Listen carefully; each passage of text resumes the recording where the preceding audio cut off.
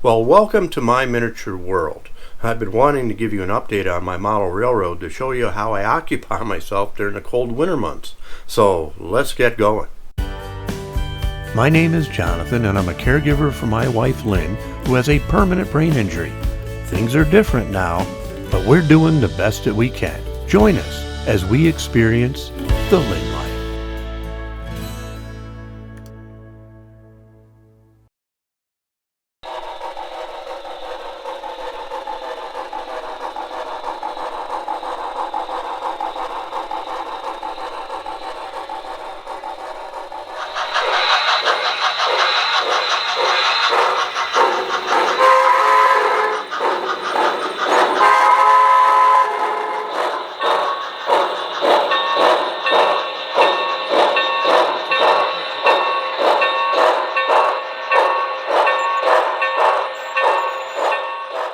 Yes, my little world, my little sanctuary.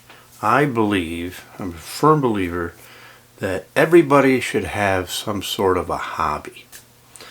I think it's very important. It's good for your mental health, especially during what we've been going through with the pandemic, people shut inside, not able to get out and do things as they are generally used to doing. When you have a hobby like I do behind me, I have something to fall back on and something to do. Very, very important. And model railroading is something that's been a part of my life, most of my life. And the person I have to blame for it was my father. My father is to blame for that. He introduced me to it. My father was a very creative person. He was an artist and a model builder, and that's where I caught that bug. And I'm going to talk more about the history of the model railroad in another video. I'll give you a quick one this time, but it's a model railroad that was actually, or a portion of what's behind me was started by my father many years ago, and I inherited it, and I assured him that I would take care of it and continue it, and I have. I've added on to it quite dramatically, and it's something that I'm still not very comfortable showing everybody yet, though. It's funny, I have no problem videotaping Lynn in her horseback riding or anything else in our life, but when it comes to my model railroad, I'm very, very fussy about it. The railroad itself is not ready for videotaping or photographing yet, at least not to meet my standards or what I feel is ready. It's got to be ultra realistic, and the scenery has to be ready, and it's not. The railroad will never be done. Model railroads never really are. Even when they appear completed, usually end up changing things or improving things. But this railroad is not even close to that. I've added on to it quite a bit. Around my father's original train yard, and I could show you here. This is a miniature model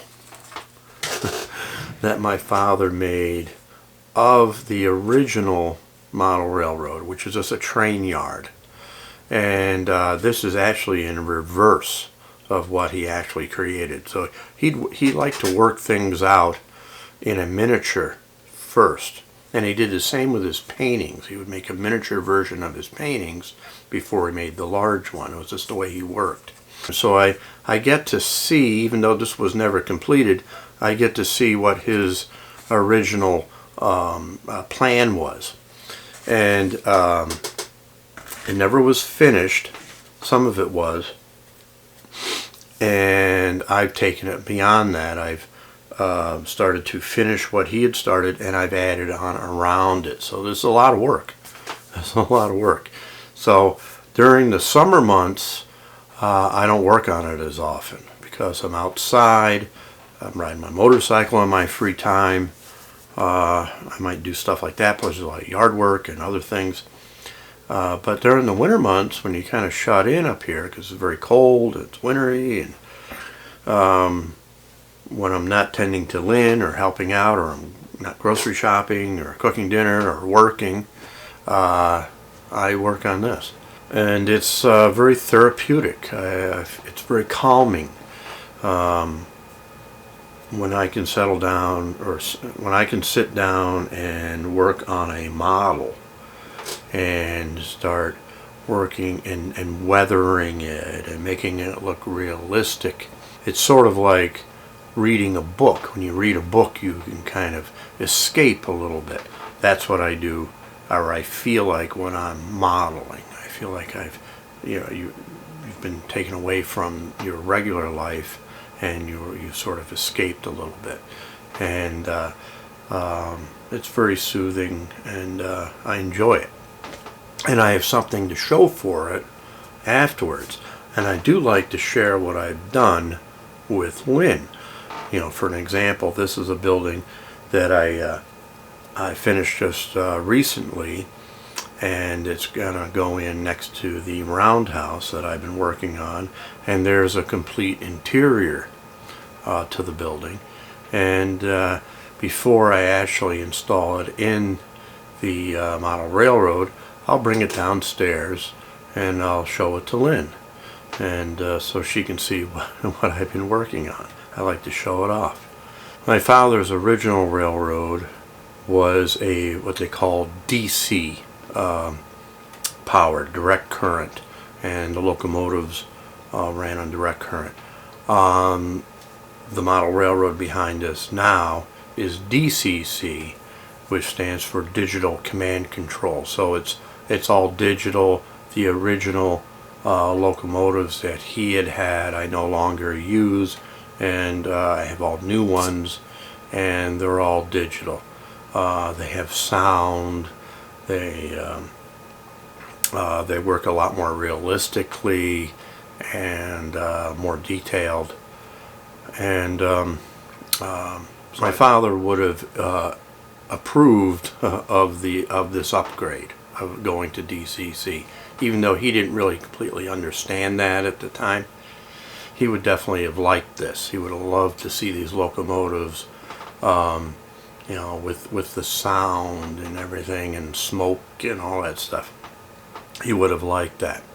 Speaking of my father's approval, and it's funny that Justin is very, very protective of me changing things on the railroad that my father had originally done. I call it like the protection, like the continuity police or something like that. I have to kind of go through and get approval through him, almost like he's like the board of directors or something. Any plans I have, I'll go through him and explain it, and I want to see what he thinks, because he is the third generation to actually work on this model railroad. As far as my father, then myself, and then him. Anything electrical, Justin is involved with. The whole DCC thing, he's been involved with. The new turntable that is on there now, that is not the original turntable my father had. This is all DCC, and it's all programmable. It works very well. He did the wiring underneath the model railroad for me, and helped program it and all that. So he's been very involved with that. The roundhouse itself was not complete. My father had started it and never completed it, and so I began modeling on it again to complete the the roundhouse. But I had to go through Justin because he was concerned I was going to change it too much, and we came to some agreements. of what I can change and how I would do it, and he's okay with it, and he's very happy now. So the roundhouse is just about done. There's a lot of details that have to be done yet. A little bit interior. The front isn't completely done yet. But for the most part, a lot of the hard part is done. There are other parts of the railroad which I've shown before on the Lynn Life, and they are not parts of my father's original railroad. Those are unique to me. Those are parts that I made. And there's a section I call the entertainment district. There's the subway that I've shown once before. Here's a shot of it now. That's all unique. I mean, I wish my father was around so I could show him that. But I like to jam a lot of stuff into a small railroad. This is not a very big room, which is a challenge, but I like to jam a lot of stuff into it. But it's which makes it difficult. But I do have a working subway. So that's cool, and there's a complete main line that goes around the Mountain Railroad that is 2 tracks. And I do run some big stuff on there. I have a big Hudson locomotive I like to run, and the turns are a little bit tight for it, but they get by. I can make it work.